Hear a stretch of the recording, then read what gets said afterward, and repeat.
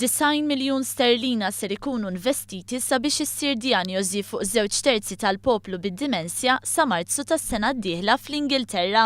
Stqar dan is-Segretarju Parlamentari tas-Saħħa Ingliża Jeremy Hunt li ħabbar miżuri ġodda li se jipprovdu sapport akbar u aħjar għal persuni bid-dimensja.